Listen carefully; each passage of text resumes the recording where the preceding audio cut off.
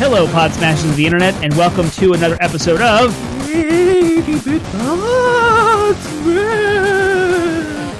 where gaming goes to grab a spooky beverage.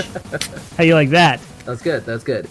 We are your hosts, Penguin and Termite. I am Penguin. I am Termite, and we are a weekly video game podcast smashing together ideas that you care about with video games. That's right, and this week is the week of Halloween, so the only topic that anyone cares about right now is Halloween. Pumpkins. Oh. Yeah. So we're talking about pumpkin games today. Pumpkin spice video gaming. Yes. I'm going to totally name this episode that. Nice. We are continuing the tradition we started last year that we call the Monster Smash. And we pick a monster and we talk about all the video games that are like a classical monster, horror monster, and we talk about all the video games related to that monster, or as many as we can, as many as we've experienced. And this year, 2020, I think is fitting to peel back the veil and between worlds with so much death going on this year and talk about ghosts, spirits, specters, phantasms. And yeah, so we'll be talking about ghosts, and there are a surprising amount of video games that have ghosts in them. So some very surprising ones on the list I can't wait to talk about. So yeah, let's start where we usually start, which is not news anymore. I have it in our notes as news. We just did that. It's what we're drinking. Yeah, that's right. You're right. What are we drinking on our spooky, ghostly episode? I hope it's ectoplasm. Ooh, I am drinking Bullet Bourbon because I felt like bourbon tonight. I did not feel like drinking any of the beers that I have on hand, but I will paint you a picture of why on this Halloween it is awesome to have bourbon. Okay. And think about this. It is a cool, crisp, dry, slightly windy evening. It is Halloween night. No humidity, dry. The air is dry. It is slightly windy, right? And it's crisp, as in like 52 degrees. Let's hope so. And you need a sweater, and it's dark, and you hear the laughter and the scampering of children in your neighborhood trick-or-treating, and some of them being scared by your neighbors. You see some distant fog machines. Those COVID and you super see spreaders right there. We're not talking about in my scenario where I'm enjoying my bourbon. There is no Corona. Oh, I see. Okay, this is a perfect world. Okay, this is why I'm drinking bourbon tonight, because people like you introduced Corona to my life. I'm just kidding. Anyway, you're drinking bourbon to what you're trying to get to is that the sheer amount of alcohol will kill any viral. Sure, yeah, I'll take that. That'll work. What I was gonna say is, you're sitting on your driveway, you got a fire pit going, you're drinking your bourbon, you smell the fire and the smoke and all of that goes with it, and then next to you is a bowl of candy, and you have various children running up to you in costume saying trick or treat, and you are relaxing with your bourbon and your fire pit on your cool, brisk October evening on the Dia de los Muertos, while the living and the dead's worlds collide. This is not the Day of the Dead. Day of the Dead is in like November, man. No, it's not. I looked it up. It is Halloween in North America. It is Halloween night through November 2nd. Oh, I see. All right. So that's why I'm drinking bourbon. Troll.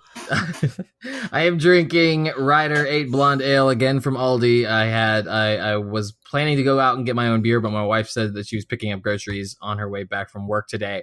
And so I said, ooh, save me a trip from going outside and just grab me something from Aldi. And so she grabbed what she knew I liked from last time, which is this blonde ale. So it's not quite fall-y or seasonal or anything like that, but it was convenient. So all right. Good. I like it. It's good. I talked about it before, like months ago. That beer is the antithesis of the picture I painted for us. Oh, for tonight. Sure. Yeah, no, me, I'm just like utilitarian. Give me something that I can drink tonight. And now I've got a 6-pack of it, so you can expect to hear that for the next 6 episodes, probably. Yay! Probably not. I'll probably find an opportunity to drink it or go out and get some other beer, but I was challenged by a member of our audience that we should branch out and try different Oktoberfests because Sam Adams is garbage, apparently. Oh, apparently. Okay. All right. Yep. That we have to try other ones. So now I'm going to be on the hunt for some Oktoberfests in November. That's cool. We're garbage. So whomever encouraged you that, I'll just throw out there that like we're garbage people. So like I'm okay drinking garbage beer. That's fine. All right. Well, cool. Then yes. So as I mentioned before, we no longer have a new section. We're still talking about it every week because we want people to get used to it. Maybe people don't listen to every single episode and just kind of tune in here and there. So if you're listening to this and haven't tuned into us for a while, we no longer have a news section of this show because we found that we were 2 weeks late with every news piece of information that we would drop on this show unless we did a special bonus episode. So instead, we spun off into a live stream Twitch news show called 80-Bit Newscast that airs. There will be one airing with relevant news from the last week tonight at 8. So hopefully we'll probably have like a Halloween twist. We probably won't be able to help ourselves from having a spooky twist on that show. Maybe we'll wear masks or something. That'll be fun. But yeah, so that's happening. That's the thing. So go check that out. You can check it out at twitch.tv/80bitpodsmash. Or if you miss it on Monday Night Live, you can go to YouTube, our YouTube channel, look up Penguin and Termite or 80-Bit Podsmash or 80-Bit Newscast, and you'll find our page, and the episode will be up there as well. Usually the day after, sometimes the day of. So yeah, anyways, that's just a little bit of housekeeping. This week is Halloween, so we have a very special live stream planned this Wednesday, where the first live stream that we've done in a long time, where Penguin and Termite will be in the same room with a mic that picks up both of our voices, and we will be playing, or Termite will be playing PT, and Penguin will be burying his head under the pillows, and it will be a blast. So we'll kind of be celebrating Halloween with our favorite horror game, and hope that you can join us and hang out as well. So that is what's happening with our show. But yeah, it's Halloween. I mean, we're 2 weeks Halloween. Right now. It's not Halloween for us, but in 2 weeks, it'll be Halloween for us, and it'll be Halloween for you guys. And it sucks because every time I get excited about it, I'm like, but it's not going to be right this year, which is sad. Nope. Yeah. But Halloween falls on a Saturday night. Oh my gosh, I know. Amazing. And it's daylight savings time ending, which means we get an extra hour of sleep. It's the Dia de los Muertos.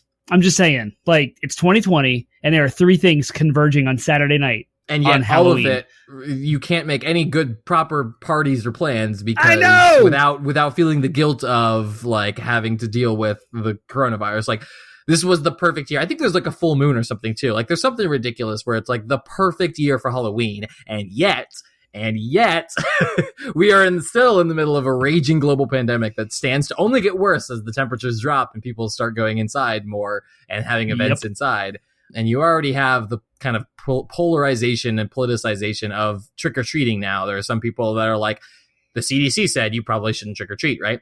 And then you have other people that are like, oh, don't rob the kids of this too. And I'm like, okay, great. So instead, turn your kids into weaponized super spreaders for your neighborhood. That's also great. Yep. Just like, I mean, I get it that like, yeah, you can take precautions. People can wear masks, but you just can't trust everyone in your neighborhood to do that. That's my opinion. That's my personal take on it. So right. Me and my son and my wife are going to carve a pumpkin, I think, and we'll have maybe a bowl of candy out that we will refresh while wearing gloves and stuff like that, so that if kids, but we won't try to put ourselves not in a position where we're going to be in contact with them. Mm-hmm. We don't really have a lot of trick-or-treaters anyways, so even in years past, we've had like 1 or 2 in our neighborhood. So it's disappointing because we really enjoyed, we took Gavin trick-or-treating for the first time last year, and it was awesome. He was too little to ever remember it, but I wish we could have continued that momentum this year, but it's the worst year, guys. Yep. But I don't know what your plans are or anything like that. But well, Sam, my son, who is old enough to trick or treat and enjoy it, wants to be a ninja, which is perfect for masks. I mean, like, duh. Like, yeah. Go. So he's not a threat to others. And I think, like, if you just approach the house, you say trick or treat, you hold out your candy bag, and, you know, it's a child. You don't huddle around.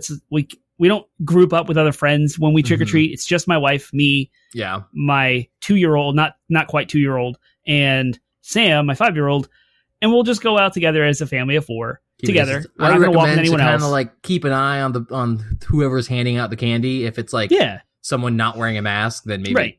Yep. Yeah, you can take each. Go to exactly. House. Yeah. Well, so we'll be safe as we go instead of doing the all or nothing approach of canceling or going all in. We will assess each as we go throughout the evening. It could be a quicker run. We might not go out as long, not hit as many houses as we usually do, that kind of stuff. So we're going to play it by ear, but so far we're planning on going out for some part of the evening. Fantastic. And then good on you. When I'm handing candy out, because inevitably my child gives up and comes home way faster than the majority of trick-or-treaters, which are older than 5 years old. So when I get back to the house and I'm handing candy out, I will have a mask on, or I might just set a bowl out and not answer the door like I used to. So that, hadn't really made up my mind about how I want to do that. My wife had a really good idea with the bowls, because I always hate the fact that, like, there's going to be that one kid who just, like, dumps the entire bowl into his bag. Yeah. She was like, just put a few things in at a time, and then as you see kids come and go, then you refill it with a few things, so that way you're not just, like, dumping an entire bag in one poor.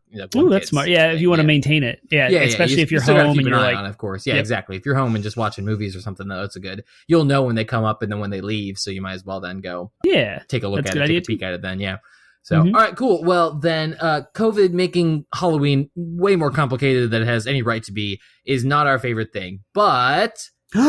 Doing this podcast is our favorite thing. Doing this podcast is our favorite thing. Favorite things. We get into it. Obviously, every year it's the same. Every year we get like stupidly excited about Halloween and Christmas. I love it. Yes, favorite things is a segment of our show where we share with you the thing that we're excited about this week. The more recent of those two.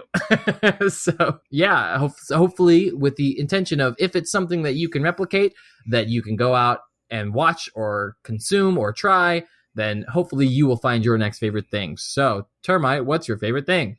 My favorite thing is that, speaking of doing coronavirus, COVID, Halloween, fall events, generally we would go pick apples at Carter Mountain in Charlottesville, Virginia. But knowing that it's very crowded usually, even though they might have some protections in place, it's not something we'd want to do.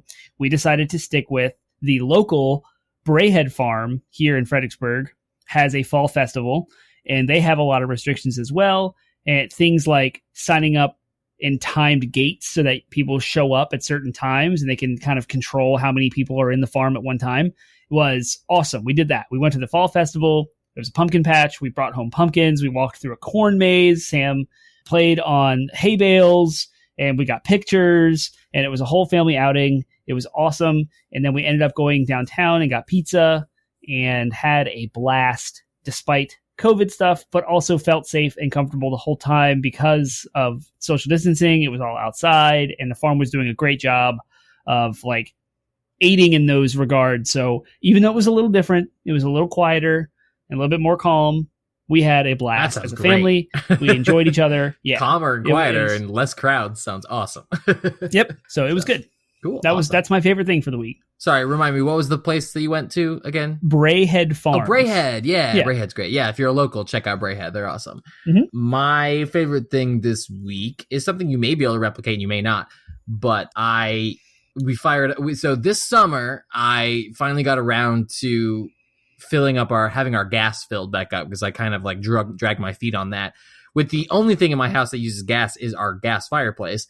And basically we had run out of gas at some point and things stopped working, obviously, and I just never got around to filling it up. And so like all last winter, we went through the entire winter without our gas fireplace, which is fine because last winter kind of was crappy in regards to like no snow in our area. But this year I was like, my wife really wanted me to get it working. So over the summer, I finally got around to it. But like it happened over the summer, and then I just turned the gas back off because I'm like, we're not going to use the fireplace in the middle of July, right? But now that the weather's starting to get cooler, and we've just had a couple of really rainy days over the past like weekend and the early week, we fired up the fireplace for the first time, and it was amazing. It's just, I love like on a cold rainy day, like a cup of either coffee or green tea, watching a movie with my wife or hanging out with my kid, just quiet in the house with the fireplace on, just like makes everything better. So if you have a fireplace, whether it's gas or real or whatever, or even one of those, and then the coronavirus jumps in through your window and infects your whole family, and you cough all over each other, and then you have a fever and you can't move. Oh, I'm sorry. What were you saying? I don't understand what the point of that was, other than you interrupted my bourbon story with coronavirus, and so I interrupted your story. Okay, I see. All right, fair. All's fair, I suppose. Anyways, fireplace, it's great if you have one. If you don't have one, then like maybe go get an Airbnb. Treat yourself to like an Airbnb with a fireplace one weekend and enjoy it. It's a blast. I love fireplaces. A small, tiny, mini favorite thing along there is I finally tried Bloodborne out. I streamed it last week, so it would have been a few weeks ago for you guys at the beginning of the month. And I'm hooked. I'm actually hooked. I have to change my tune on Souls-like games. I've always thought they were too hard for me to give the time of day, and now I have found that I'm actually enjoying it. So I don't know if that means that I will like play Demon Souls and Sekiro and Nioh and all those, but what it does mean is I am having a blast with Bloodborne and intend to get as far as I can into it. So before other games distract me. So yes, that is something you can check out. It's usually on sale. If you are a PlayStation Plus subscriber, then when the PlayStation 5 comes out, it will be available on PlayStation Plus's new library of games. So definitely want to check out.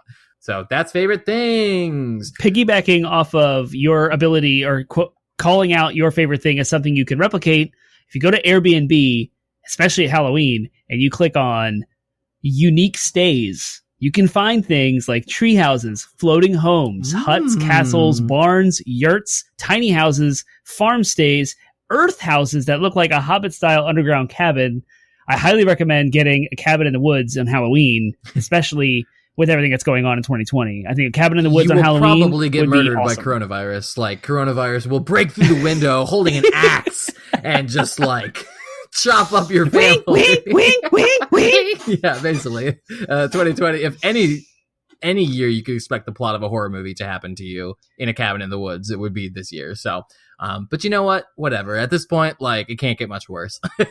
Nope. At least you'll be spared the onslaught of the election in a few days after that. So yeah, that's true. Get your cabin in the woods and get murdered. I love it. It almost sounded like you were giving a like ad for Airbnb, and I was like, oh, are we sponsored by Airbnb now? That'd be a fun way to drop it on you too. Be like, right, yeah, suddenly we're having this influx of money. Yeah. I pocketed the paycheck, but hey, guess what? Good news.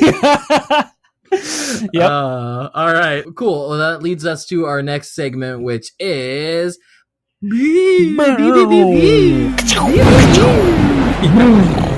was the thunderstorm. I was gonna say you should awkwardly edit in those thunderclaps. I can always do that. Have I done that? Someone go back and look at our Halloween episodes and see. Every Halloween we've done that. Yes. Maybe at least one of them. I know for sure we did it our first Halloween. That was funny. But cool. I saved the sound clips just for that. Sorry, go ahead. DLC, what you got? It is a kind of a fun sub question to our main question sometimes. Sometimes it's related, sometimes it's not. It's a conversation you wouldn't normally have about video games, and it's meant to just be a fun little warm-up for you guys, for your brains, and just to get you thinking and also entertained, hopefully. So, since it's Halloween, and since we're talking about ghosts, this one is topical. The DLC I came up with for today is I want you to think about the video game boss or character that you brutalize the most. That when you beat them, when you killed them, when you defeated them, it was just so brutal, so gloriously, just like, I crushed them. I didn't just beat them, I crushed them. Whether it's a pre-rendered, like pre-scripted event, like something in God of War, or whether it was something that boss just went down and didn't stand a chance. I want you to think about that moment and that character. What is that character, and what does it look like to then be haunted by them in real life for that brutal murder that you inflicted upon them? Because now they are coming back to haunt you as a ghost. So who is it, and what does their haunting of you look like? I am thinking of Mortal Kombat. Okay. But with the antagonist / protagonist bend, there's not really like, I guess you could wreck the antagonist like Shao Kahn with any of the fatalities. So we'll say that. Okay, Shao Kahn's haunting you now. Shao Kahn is haunting me now. In real life. Right. And the way that I had killed him that is brutal is you pull all 4 of his limbs until his entire body splits in half. Now, we're supposed to be a family-friendly podcast, so I won't go into that, but the game shows all of the gory details of what that would entail. Delightful. So what is actually haunting me are 2 pieces of Shao Kahn severed. And it is ridiculously scary. And like I don't different know how places. Like you go in you're in your bedroom and there's like half of his body like floating above your bed. And then you go into the bathroom to escape and like collect your wits, and then you look up in the mirror and the other half's there and you're Yep. I love it. That's awesome. And they always get closer to you if you don't run forever. So like you will always see them over your shoulder or around if you stop moving for any given amount of time. So the real terror is you won't sleep. You will never be able to stop moving forever, or they will get you. And when they get you, they'll do to you what you did to him. So each side of Shao Kahn will grab each side of your body and do the same thing to you. Yeah, and it will be terrifying and extremely scary. Gutsy parts are facing out. So that's funny. Yeah, I love it. Yep. So I just recently, again, I mentioned Bloodborne, and I am very proud of this fact that I had a little bit of trouble with the first boss. I had a little bit of trouble early in the game. If you go back and watch my stream of it, I basically didn't get past the first checkpoint, and I died a lot. But my good friend Justin, shout out Justin, helped me and guided me and gave me some pointers and some tips that actually made the game a lot easier once I understood them. I was like, oh, this isn't quite so intuitive, but now that you've explained it, it changes my entire outlook on the game. So I got further. I got to the second boss, and I kicked his butt. And that's not meant to brag. I was actually as genuinely surprised as anybody else. I kicked his butt, and he is a character named Father Gascon.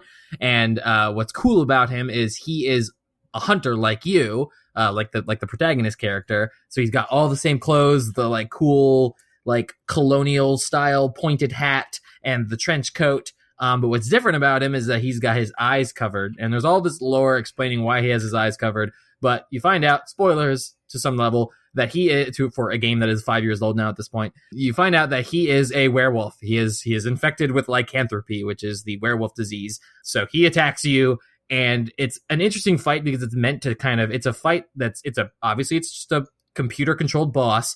But unlike other bosses, it's meant to prepare you for what combat is like against other players. So the way he moves and the way he fights is the same way that you would expect a player to fight and move if they invaded you in the game, which is something that can be done.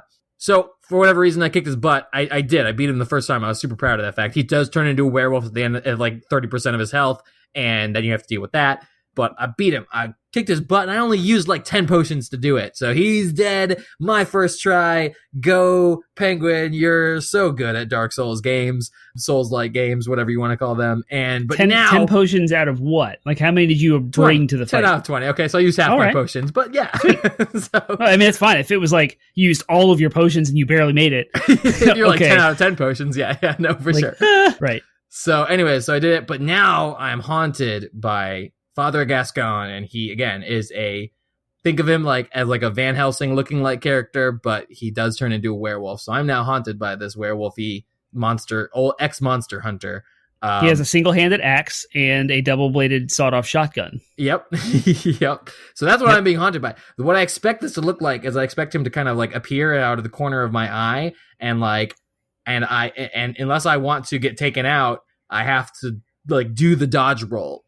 Like I have to like time a dodge roll to get out of the blast of his little shotgun or his saw cleaver swings. And he's constantly showing up, especially when I'm outside, because the fight takes place in a graveyard. So I imagine that like I'm the only one who can see him, everyone else. So I'm just like I'm like in public and, at the gas station or whatever, pumping gas. And then suddenly I like roll into the street and people are like, oh my gosh, what are you doing? And I'm like, Father Gascon. No one else can see him but you. So it looks like you're just going crazy. Yeah, exactly. So he's slowly driving me crazy. I love it. That's it. Any other thoughts into how Penguin's being haunted by Father Gascon? Are you caught up in Lovecraft Country? I am not, unfortunately, but I don't mind spoilers if it's a minor thing. Oh, yeah. Well, someone gets cursed in the show. And I was drawing inspiration from this curse where this lady sees two demons that approach her that always creep around corners and will come get her as long as she stays still. That was the thing. It was like, if you stay still, they come after you. They're always creeping. They're always approaching. You can run away from them, but they'll find you again. And it never ends. That's it. Yeah. Yep. The other thing, too, sorry, as a side note. And only she can see them. That's what the click was. Sorry. You clicked it because only she can see these two demons. No one else can. So it does look like she's going crazy. Yeah. Sorry. Yeah. No, that's good. To add that, because that just inspired me even further, because part of the lore around Father Gascon is that the reason why he covers his eyes is because what triggers his freaking out, his lycanthropy, is blood. And so he's constantly complaining about the smell of blood, and that's what's driving him crazy. And so he covers his eyes so that he doesn't also have the stimulus of seeing the blood. So that also is happening to me. Being hot, I start to smell the smell of blood whenever he's around. So that's how I know he's around and about to show up, as I start smelling that coppery smell of blood. I love it. Boom. That's it. Sweet. Spooktacular DLC for the day. I love it. That was a good one. So meow, meow, meow, meow. Meow, meow, meow. DLC is over. I love Halloween, man. Yep. It's a great time to be alive. So that leads us to our main topic, which we are, again, carrying on the tradition of Monster Smash. Monster Smash. We're talking about this year. Last year we talked about vampires, so this year we are talking about ghosts. We have a whole list of monsters. So this is a tradition that could never end as far as I'm concerned, unless you guys are like, please don't do another Monster Smash, just do something else. like the never-ending story. Yeah. We got content for days. But so yeah, ghosts. What are, for anyone who's been living under a rock for the last century, still probably knows what a ghost is, because ghosts are ubiquitous. But what are ghosts? We'll go ahead and pretend like we don't know anything and say, what are ghosts? We'll talk a little bit about what ghosts are, and then we'll talk about ghost video games. But they go by many different names, and I will list them here. They can be called apparitions, haunts, phantoms, poltergeists, shades, specters, or specter with an RE if you're across the pond, spirits, spook, or wraith. And they are typically seen as the soul or spirit of a dead person or animal that can appear to the living. In ghost lore, descriptions of ghosts vary widely, from an invisible presence to translucent or barely visible wispy shapes to realistic lifelike forms. The deliberate attempt to contact the spirit of a deceased person is known as necromancy, or in spiritualism, a seance. So I pulled that definition directly from Wikipedia. Pretty good, all-encompassing kind of explanation of ghosts. So did you have anything to add or emphasize on that basic definition? Is a mummy considered a ghost? No, a mummy is a little different. So the basic definition of a mummy would be closer to a zombie because it's an actual physical body. Yep. But I mean, mummies are real things. Like, mummies are just a mummified body is a mummy.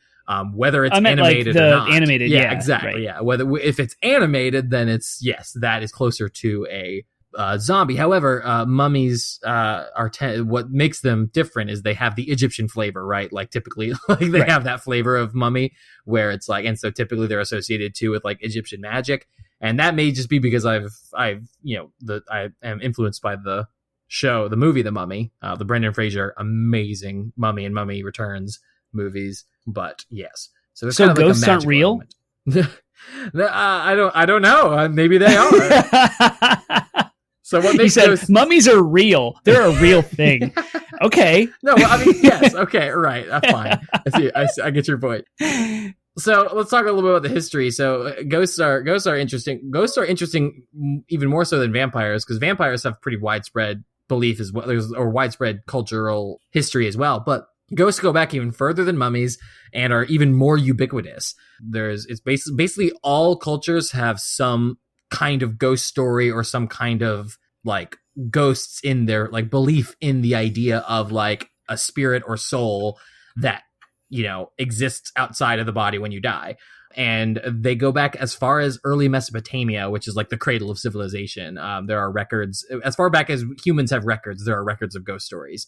And in Mesopotamia specifically, they were thought to be like a ghost was created at the time of death, and the person's thoughts and personality and memory, and that's how they travel the netherworld, the afterlife, basically. So, I mean, that's like the origin that we have historically of ghosts, and it hasn't changed much in thousands of years.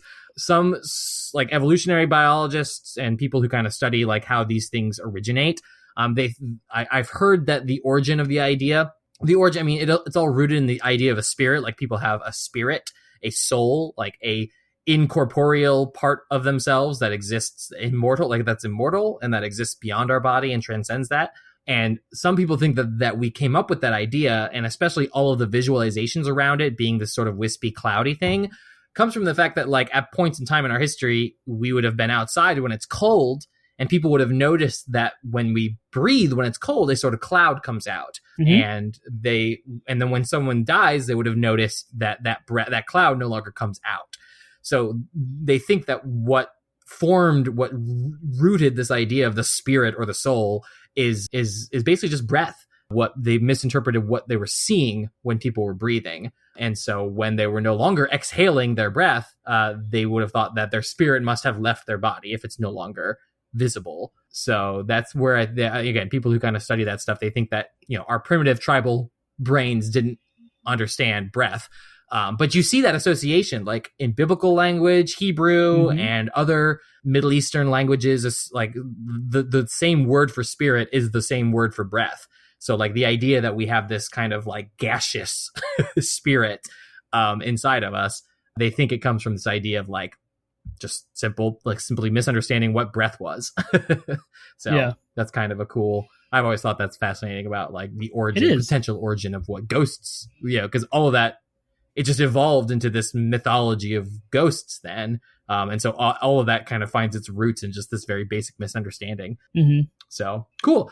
So ghosts have, again, they are part of our history, but they're also part of our pop culture. And again, this is another one of those things where it's like pinning down the original ghost story is like impossible, because there are ghost stories. Ghost stories are practically ubiquitous in all cultures. Like at all times, people have had ghost stories. Like it's something that is just part of the human experience and has always been part of the human experience is ghost stories. There are early examples, written examples in Homer's Odyssey, and the Bible has a story of a witch conjuring the spirit of the prophet Samuel. So like there's all kinds of ghost stories in all of our literature. Shakespeare had ghosts in his play, both Hamlet and Macbeth. Some of his darker plays, more popular plays have ghosts in them. In the 30s, there were Casper the Friendly Ghost comics, horror movies in the 60s, Haunting of House Hill, Poltergeist, Ghostbusters. I can go on. There's movies. There's tons and tons, like more pop culture around ghosts. You could spend your entire life consuming ghost stories and never scratch the surface of the amount of content that's out there around ghosts. It's crazy. And there's real life content too, like taking ghost tours. Have you ever taken a ghost tour? I really want to take the one in Fredericksburg because, again, I think you've mentioned on our podcast before that Fredericksburg is a big battlefield town. So there's all these like Civil War ghost stories and ghost businesses that claim to be haunted in the area. So I've always wanted to, but I haven't actually done it yet. Yeah, it's fascinating. I've done the one here in Fredericksburg and I've done one out in San Diego. That was crazy. Yeah. Like this guy wanted us as a group to find energy vortexes, which were like these little balls of something you would either feel a tingling in your skin or the temperature would go down in just this circle. And the circles can vary in size from like the size of a table to a block, like a block. Yeah. And so we wandered through Old Town San Diego and looking for these energy vortexes. And this guy claimed he was the real deal. He wasn't one of these touristy trap kind of ghost things. Facers. Yeah. So he guided us through, and we had to, when he found one, he would have us circle it, like stand around in a circle. And somehow he just knew what the diameter of this thing was. So he knew how to position us. And he said, now put your hands together with your palms facing out and your thumbs together and reach in and out of this vortex in a rhythmic motion until you can feel the difference. And this space, this energy vortex is the link between where the ghosts will interact with you in the real world from their world. And so you're reaching into their world. And sometimes you can get a reaction. And I never felt a thing this whole night. Nothing. Nothing. I was I'm sorry. I'm here for this. I would love a ghost to pop out. I would love to feel this. I would love to be engaged and do this and talk about it and like have the experience. But I'm sorry. And then he took us into this house and he explained there's a ghost cat on the ledge. Sometimes the cat's over there. You can take pictures with your phone and your camera will sometimes pick it up, or you can feel the cat. Sometimes the cat's wandering down this hallway. Skeptic in me is like, Yeah, there's probably just like a cat, like a nearby feral cat. Oh, right. Yeah, it's like a real life, like white cat. Right, it's just a cat. And the guy's like, it's a ghost cat. Yeah. It was ludicrous. It was hilarious. But it's fun because you're touching on some of the like folklore around ghosts. Yeah. I mean, there's so much. And again, this varies culture to culture. Some of the more popular stuff in Western folklore is a lot of the stuff you're talking about, like cold spot, voices, all the stuff surrounding seances and stuff like that. Like there's so much folklore that's just been generated over time that again, every generation adds a little bit to the pile. Some of the very common things are like ghosts are either invisible or translucent. They can appear as a person, or they can appear as sort of an amorphous gaseous blob. Again, think of that idea of breath inspiring that. Usually it's a spirit of the dead. Usually it's someone who has died and their spirit, they have unfinished business or their resting place was disturbed. And so they are now ticked off and have unfinished business. And so there's the idea of like, to get rid of them, you either help them move on by helping them resolve their unfinished business, or you can exorcise them and make them go forcefully, beyond or whatever. And there's like other things, again, there's things that can ward them off, stuff like salt and iron. Consecration in regards to holy places or holy objects usually can ward off ghosts and stuff like that. Hey, human beings are made of salt and iron. I guess we are, yeah. So yeah, there's all kinds of lore and stuff surrounding them. But again, your mileage may vary on some of that stuff, and there's all kinds of, again, just it's ubiquitous across all cultures. So in Japan, they may have different ways of quote dealing with the ghosts or the spirits or whatever they call them there. So yeah, but those are some of the common features that we see, and especially the common features that are popular these days. So cool. With all that description around ghosts and all that stuff in mind so we're all on more or less the same page of this massive idea of what's a ghost. What are ghost games, and what makes a game a ghost game? And then as a side idea to this, what are some of the gameplay genres, some of the major genres that like do well with ghost games? Like movies and books, it ranges across all kind of different genres, from comedy to serious, scary horror to like everything in between. And a video game that strongly emphasizes ghosts would be a ghost game. A very simple example of that would be like Luigi's Mansion, where everything that you fight in the game is a ghost. The entire game. It's Luigi versus an entire mansion of ghosts. Yeah, I would say a ghost game could also be a game with a protagonist who is a ghost, although those, as we'll mention later, I can't think of a single example of one. But similar to like when we talked about vampire games, like either you're playing as a vampire or you're killing vampires, and it has that quote vampire-y aesthetic. The ghost aesthetic, quote unquote, is a little bit broader, I would argue, than the vampire aesthetic, and so therefore a lot more games could qualify. But as we'll see, there's a lot of different games that have ghosts in them, either as the primary antagonist or kind of have that ghost vibe. And they're everything from horror games to walking simulators to action games. And there's even some arcade, like old school arcade games that have ghosts. One in particular, you probably already have guessed it, but we'll get to it. So with that in mind, what are the best ghost games, or what are some of your favorite ghost games? I already mentioned Luigi's Mansion. Luigi's Mansion is probably my absolute favorite ghost game. 100% probably the best ghost game out there. When people think of ghost games, they should think of Luigi's Mansion, which is fun because it's not a horror game. It's just a like Nintendo version of Ghostbusters with booze, and it's great. It is. And then you put it on here. I can't believe I didn't think about it, but Eternal Darkness would be my second slot. Yes. Ironically, they're both GameCube games. I didn't plan that, but they are. But Eternal Darkness is perfect with dealing, because we did not talk about how ghosts can possess people. That's another cultural kind of thing. And so Eternal Darkness deals with what that looks like to your psyche. And so like you walk down the halls and you see the walls bleeding, or like you see the screen flicker, and there's like invisible shades come through the game, or there's whispers that you hear because your character is being kind of inhabited by ghosts or otherworldly things. And so you're like going insane. There's this whole insanity bar you have to deal with. It's a game mechanic. You have to restore your sanity as you progress through the game. They are ghosts then, yeah? Like primarily, like I didn't get far enough. Well, I mean, there is ghosts in the game, but that's not. There's also skeletons that move. There's zombies. Yeah. I mean, it's great. Eternal Darkness is one of those horror games. It has it all, and you could find it on the list of a bunch of different monster games. But yeah, it definitely has ghosts featured, and more so, what I would argue makes it a ghost game is it includes a lot of those features like possession and the specters coming through the walls and stuff like that you associate and with like ghosts. the telekinesis, or like the floating furniture, or the things turning, or pictures on the wall that have the moving faces, like all that stuff is related to ghosts. I love it. Yeah. Yep. Cool. Fear. If you ever played Fear, I haven't. It's a first-person shooter. Yeah, I was gonna say it's one of those games gosh. that like it's on my radar somewhere. It's not like close on the game that I feel like I need to play, but it comes up frequently enough that I feel like I should play it at some point. It's terrifying, like almost PT level terrifying. But there's a ghost. The main character. Well, you are a person that's like a member of a SWAT team that goes after.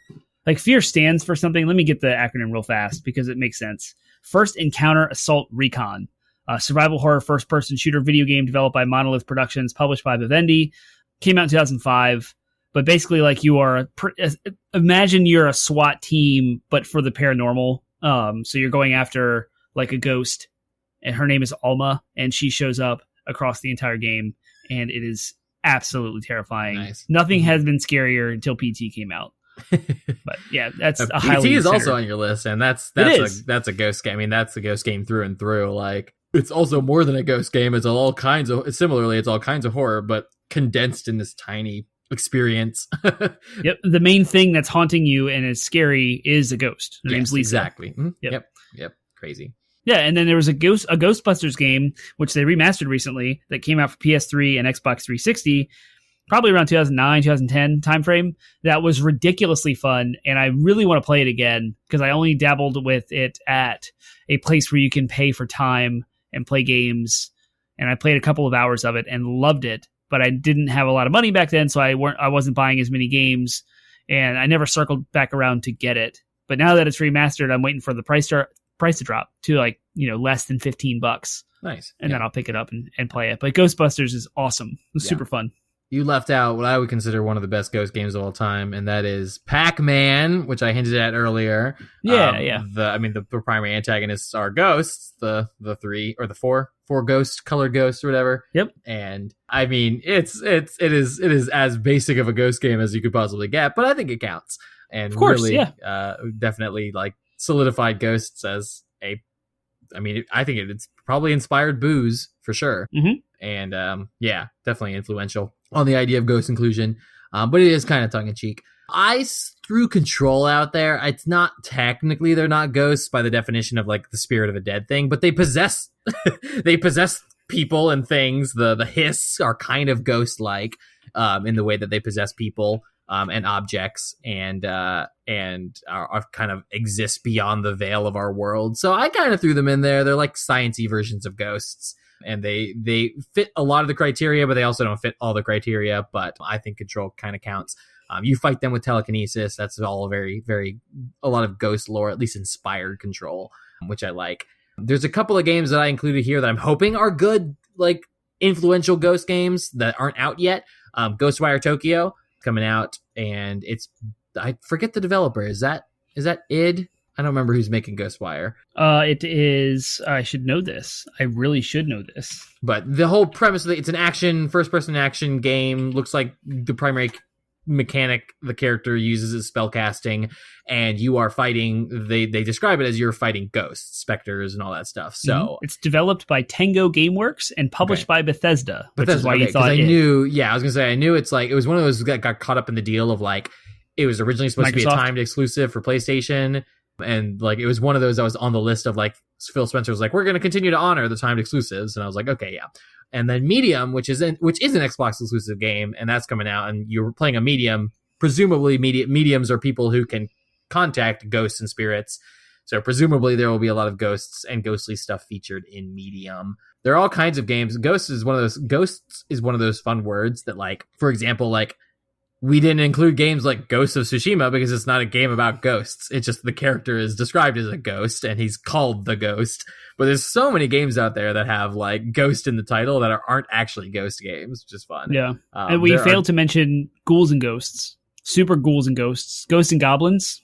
Like those are old classic side-scrolling Capcom games where a character named Maximo is featured in Marvel vs. Capcom even. It's so foundational. And then we have the PlayStation spinoff called Maximo Ghosts of Glory. Oh, yeah. That's all in that whole realm. Are there ghosts in Medieval? Oh, yeah. No? I mean, enemies. Okay. Like I wouldn't say. Yeah, in fact, the main character you turn stuff into. There's a whole like Knights of the Round Table parody of people that you turn and talk to that are all ghosts. Yeah, so, there's so many games with ghosts in them. Like there may not be. There are a bunch of games that I didn't include as ghost games, but that have ghosts in them. Like Borderlands 3's, Halloween event is. Gosh, why did you have to bring that up? Ghosts all over the place, and that Woof. There's ghosts in World of Warcraft all over the place, not just with the Halloween events, but also. Just that, like they just have ghosts. Like ghosts are a part of the every experience. big game has some variation of like all the Elder Scrolls have ghost enemies. Yeah.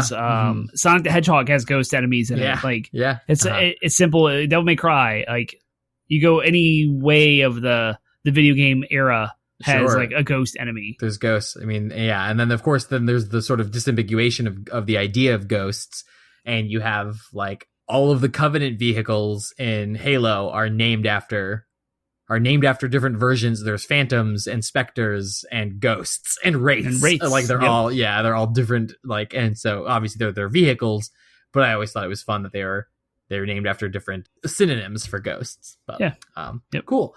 So what do you think? What do you think about ghost games? So bringing it back, taking it from that broad, cast your net wide, and now pull the net in and narrow back down on ghost games.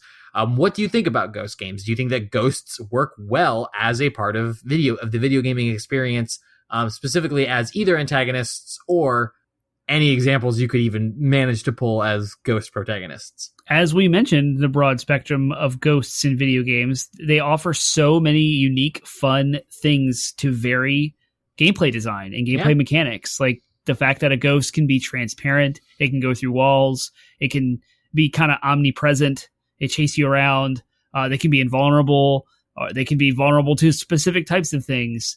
And because they are unique, they allow game designers and creators to put unique obstacles in the way of the player by adding ghosts. They're also so broad, right? Like you can, a ghost can be kind of, leave it to the imagination. Like you could literally put two games side by side and their depictions of ghosts could be polar opposite of one another. And yet I, as the player, would still be able to identify them as ghosts and acknowledge their worthiness of ghosts because, again, there's so much lore around what ghosts are that, like, you really can kind of go ham and the developers can let their creativity show in regards to how they interpret ghosts. And there's no better example of that than the one you put on there of ghost-type Pokemon in the Pokemon games. Yep. Because they're so broad. I mean, they're, like, when you look at, especially as they've added more ghost Pokemon to the game, like, they're just, I think ghost Pokemon are some of the more creative Pokemon that they've come up with. So yeah, you have to hit them with special attacks. So like physical attacks don't work at all. You have to hit them with something like we would think of as magic.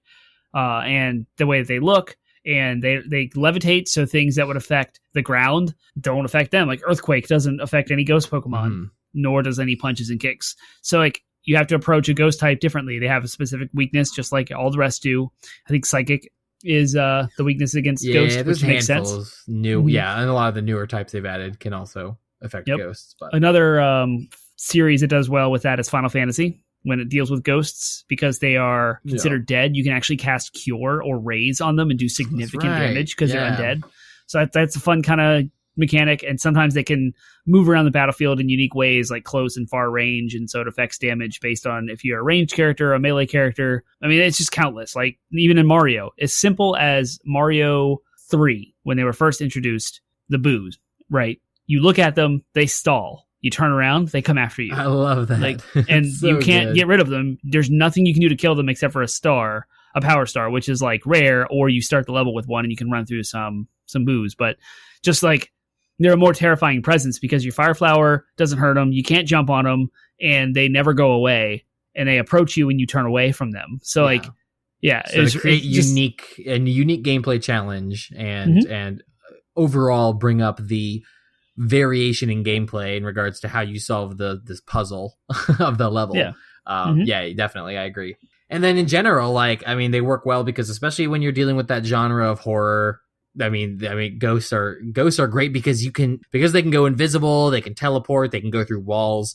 They make for great jump scares, and they make for in general great, like, these enemies don't abide by the laws of physics. They don't abide by the rules that you're used to.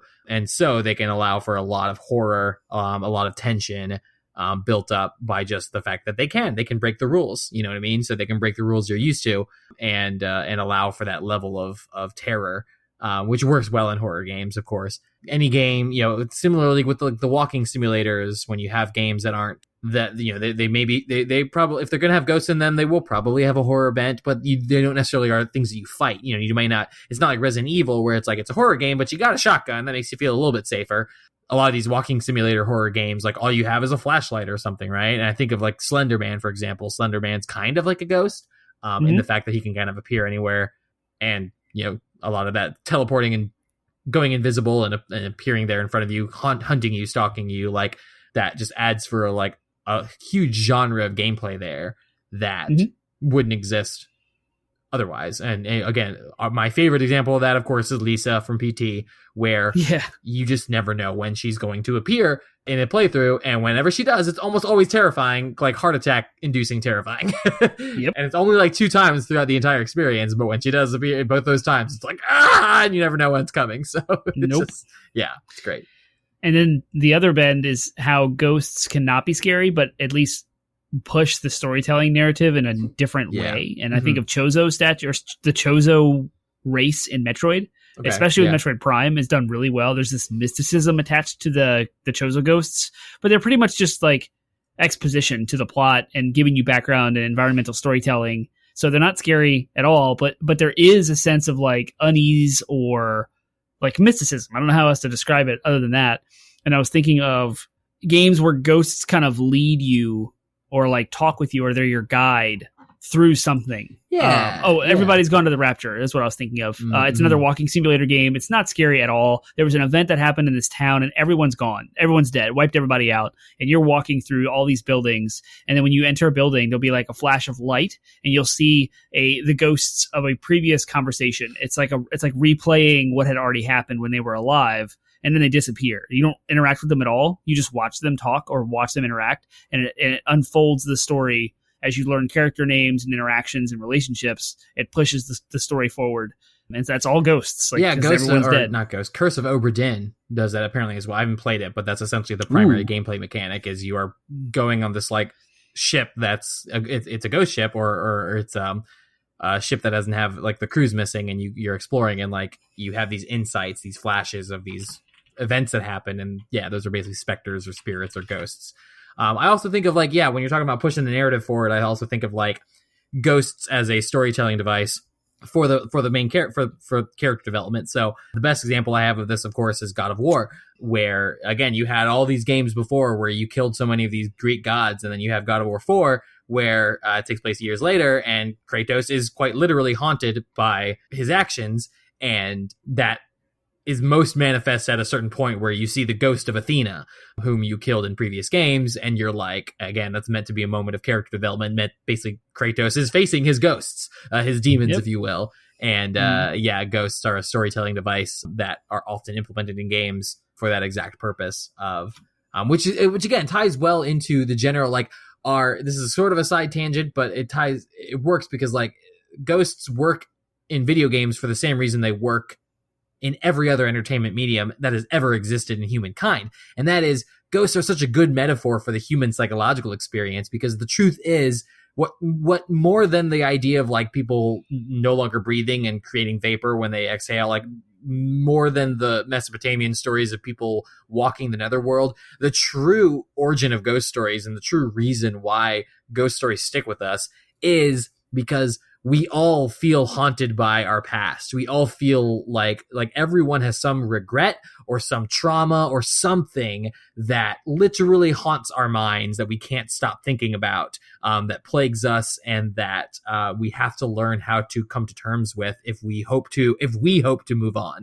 So ghost stories are like a mirror that holds us up to our own trauma and forces us to, in the same way the ghost in the story needs to move on to the afterlife, we too need to move on from whatever that pain is. But that's the whole point of pain, is it has that unfortunate way of sticking with us. And again, that's where that idea of haunting comes from. It's something that we can't, it's hard to shake, rather, and sometimes can be a scary thing when you are confronted with it in the real world. And that's why ghosts work well, is because they are a metaphor for that, I think. Yeah, and then there's the idea, like, it doesn't even have to be a negative emotion either. You mentioned Japanese cultures earlier in the show, and Japanese culture has a major, massive respect for ancestry. And it's about family. It's about honoring your ancestors. They build shrines. They pray regularly to their ancestors. It's that Eastern religion. Like I'm oversimplifying it because I'm a dumb Western white dude that's like raised in a Christian, right. I don't know enough, but I only know enough to speak to this, in that there's a lot of positive emotion and a lot of drive to show respect for ancestors and even in Christian tradition, like the idea of a spirit being with you, the idea of this incorporeal, immortal thing that exists that you can't see but is always with you and always helping you. Like, that's the kind of positive side of ghosts, which is this idea that like we are influenced positively by things that are unseen as well. And that's a good, you're right. That's a good kind of counterpoint to touch on as well. Mm-hmm. Cool. What are some of the pitfalls of ghosts in video games? So what are some of the ways that video games haven't handled ghosts well, or are obstacles that haven't been dealt with well in video games that you can identify? I can't think of a negative example off the top of my head, but I do know that the ephemeral, surreal nature that defies the norm in physics can kind of give developers or game developers a pass on anything and just say, oh, it's a ghost. And maybe it's as simple as like, you need a specific type of weapon to hurt this thing. Well, why?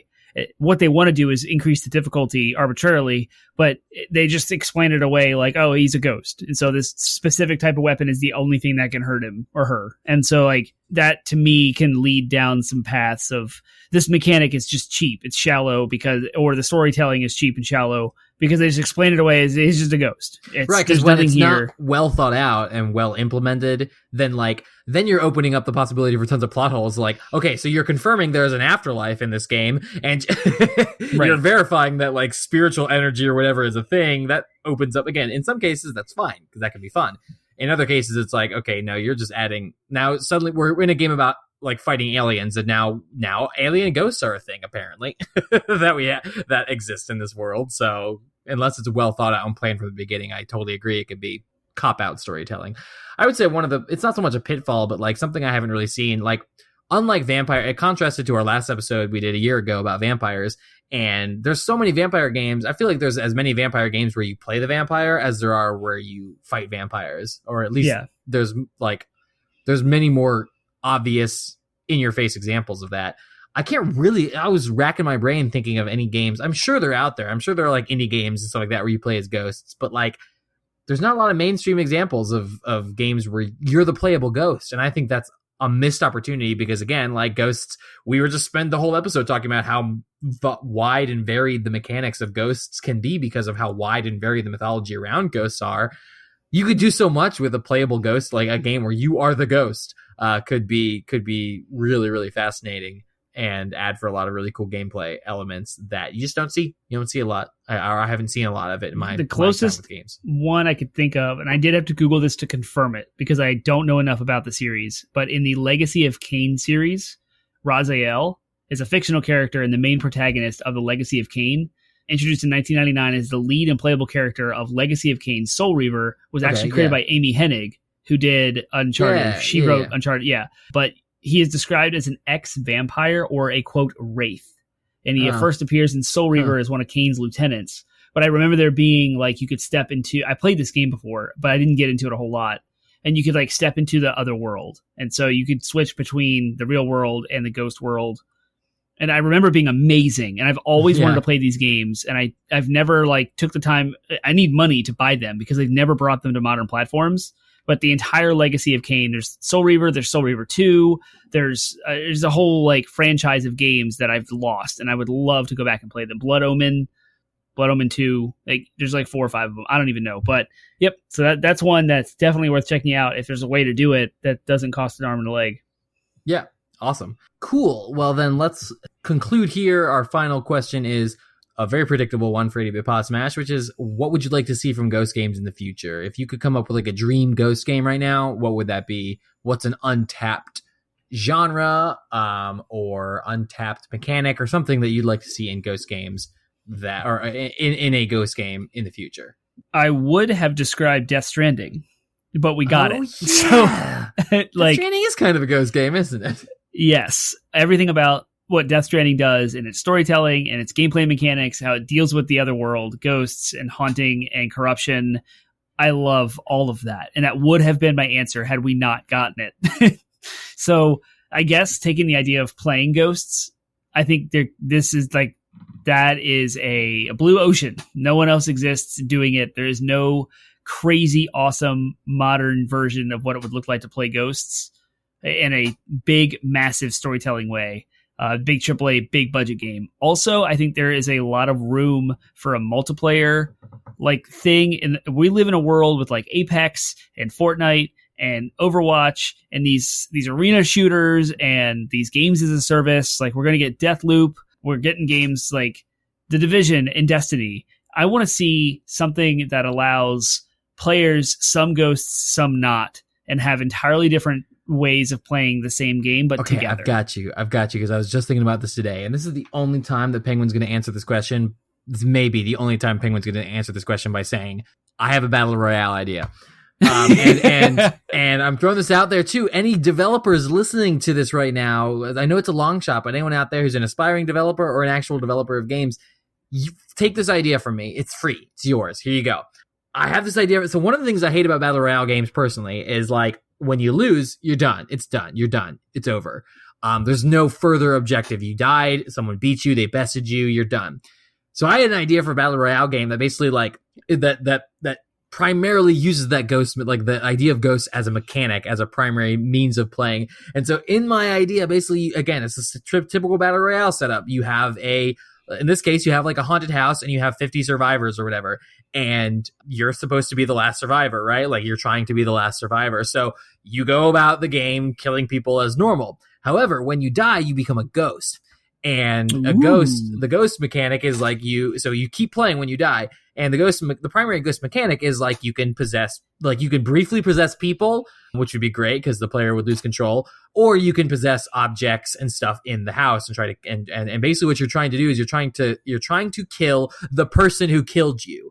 And if you kill the person who killed you, then the game ends and you get it's almost like you win. It's like a separate mini game. You're trying to kill the person who kills you. When you've done that, you have your unfinished business. Cool. You get you won as a ghost screen.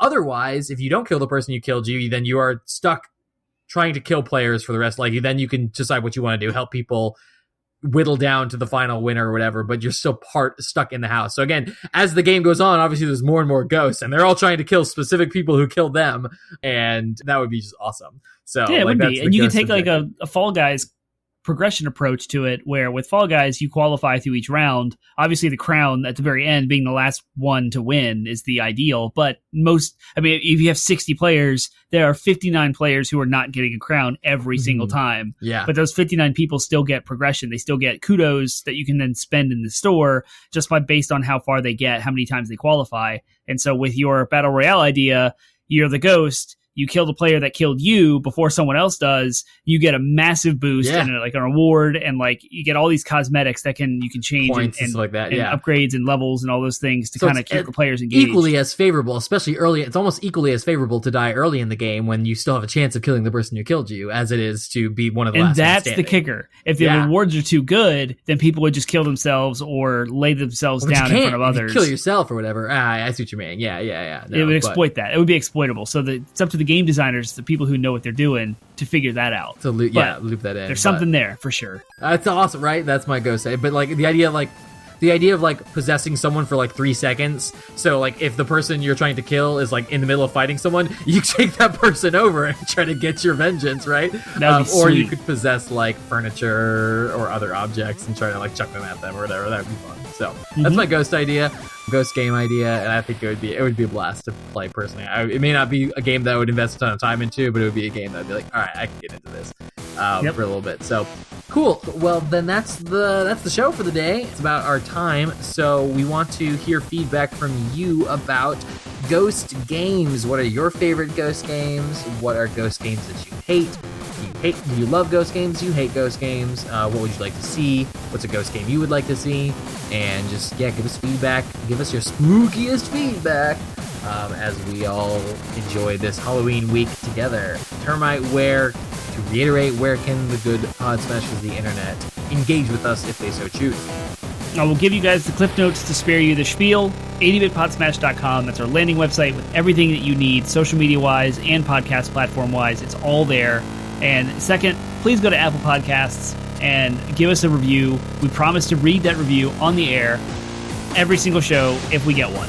And we've only gotten one. Last time we did this was in August. We haven't gotten one since, but we will read out loud exactly what you say verbatim. It doesn't matter how many stars, how good, how scathing that you say that. We will read it. It has to be family friendly, so we might have to censor it, but we promise to read them. So please give us a rating on Apple Podcasts. Please go to our YouTube channel. Again, links at 80bitpodsmash.com, and subscribe to us there so you're notified when all of our videos go live. And then go to twitch.tv/80bitpodsmash. We're streaming twice a week. Our news show on Monday. We're doing our gameplay stream on Wednesday. Give us a subscribe there as well and a follow so that you can be notified when we go live, and then you can interact with us and our community in chat. Awesome. Next week, we will be talking about what makes a video game encounter, whether it's a boss or any kind of fight, what makes an encounter compelling, interesting from a design perspective. So we'll be talking nitty-gritty about encounter design, and that will air on November 2nd.